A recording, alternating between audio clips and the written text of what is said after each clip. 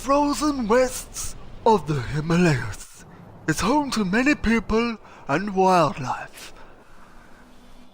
There are rumors amongst the tribal people that lead us to believe in the myth of the Yeti. Now, many stories have been told about the Yeti, so we travel deep into the Himalayas to find out the truth with our team of researchers, AJ Gali and his best friend Hook, as we send them on a suicide mission as they ride, fight, and glide their way to the truth. Ladies and gentlemen, we bring you the Abominable Snowman.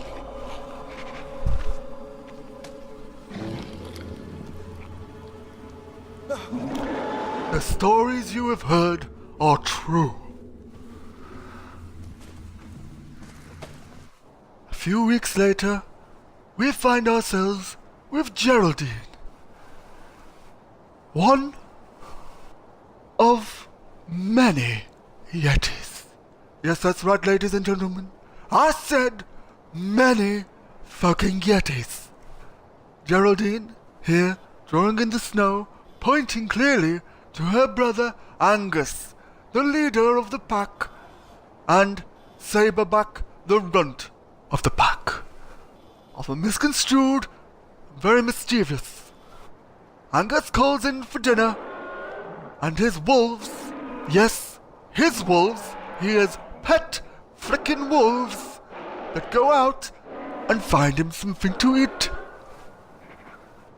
Basically, the Yeti spend most of their days looking for something to eat. As we can see here, Geraldine is munching on a blue flower. I don't know what type of flower, but I'm sure it will not keep her satisfied for very long. The wolves are closing in on their target. They find a passerby, young named Jordan. He was only selling frozen goods like fish fingers and peas, and the wolves call in their master for the dinner. Angus is first on the scene. Angus, leader of the pack, is a greedy little beggar. He will not share any of his food with his fellow compatriots, and therefore sees fit to eat the whole man himself. After done, he goes and takes a dump behind a rock. We join Saberback, here looking for food once again. If they do not find anything to eat, these Yetis will go extinct very fast. Here he is reduced to eating rocks. You cannot see this, but it is totally happening. Don't say I'm lying.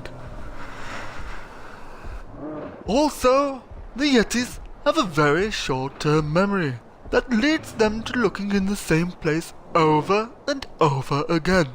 Here we can see Saberback is wondering why he walked away from this particular spot. Now, if the sharp teeth don't get you, and their sheer brutality, their stink will, as this bear clearly fucks off. He can't be doing with any of it. The stench is so bad that the Yeti have to live in this desolate wilderness.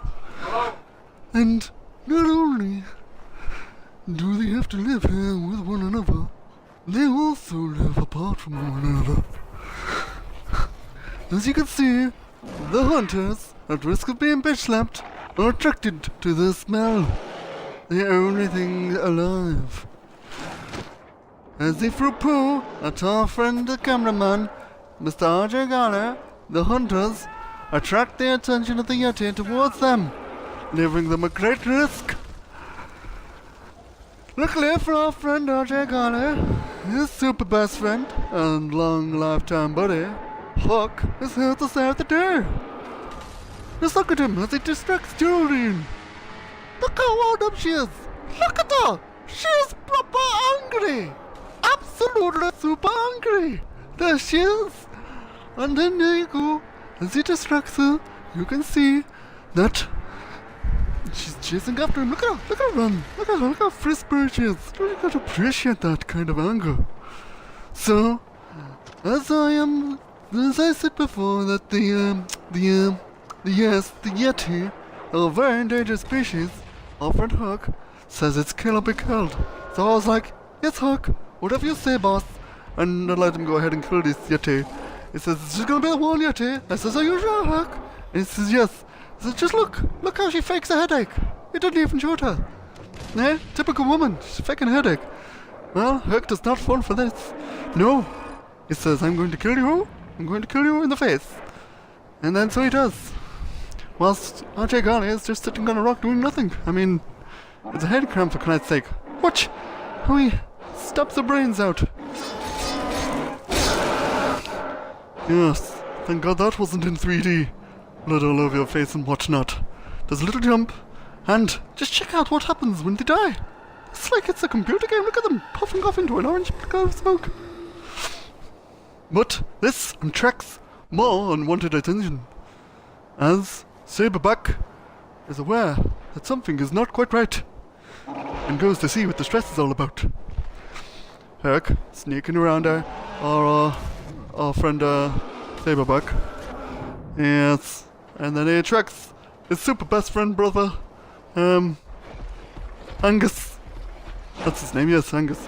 Angus comes running in, he's like, yes, don't worry, I'm the leader of the pack. Oh, shit, just trips over. And then Saberback's like, no, that's it now, I'm going to take over. But as they compete to find our friend Hook, it is a wasted effort as RJ Garley finds a snowmo and a massive rocket launcher, which is quite overkill if you ask me. But they throw their poo at them, nevertheless. Look at RJ Garley in a face full of poo bouncing all over the place. And as they separate the pair of them, look how they separated. Massive super floaty separation. RJ Garley goes in for a cheap shot, slicing and dicing at the back of his neck. I did say just one was meant to be killed, but no, they've gone and killed two. These are endangered species after all.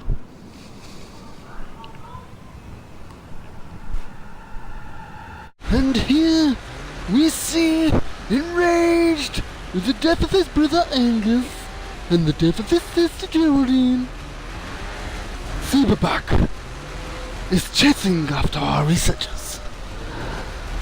As they escape back to the evac point, the researchers panic. Luckily, RJ Garley knows where he can find a rickety old helicopter just to leave Hook behind and go seek rescue. But unfortunately, a big poo clogs up his helicopter propellers. Forced to climb the scales and mounting, RJ Garley and Hook are safe for now, but are low on ammunition. So let's hope that they do not face any more danger, for they will be completely KO'd if they do find any more danger. So terrible to be them. They need to watch their step. Back through the cave where they once came, RJ reminisces on a time when things are a bit too religious for my liking. I like facts and figures and all sorts of things like maths and science. But what's this? The camp where the crew members, it's all overrun. RJ faces a horrible truth. The evac has been destroyed. Look at him. He's burnt his arm, the silly man. Gonna have to run that under a cold tap for 10 minutes. They have to face their fears and go back into the cave. Look at that thing. That's just the biggest one I ever seen is all. I could sure use a grappling hook right about now. Oh, that would be the perfect thing right now. As you can see, there's a very musty odor and atmosphere in this cave. And unfortunately for Hook and our friend RJ, a little bit immature, but there you can see that Saberback is back and is hot on their scent.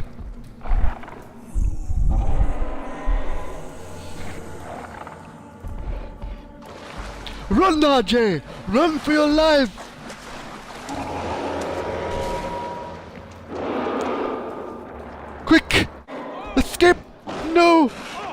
Not Hook! No offense, RJ, but he was my favorite one! No! Look, I pounds him into the ground. You must run, RJ. No, don't go hiding in there. No, that's exactly what Hook just did. At your funeral,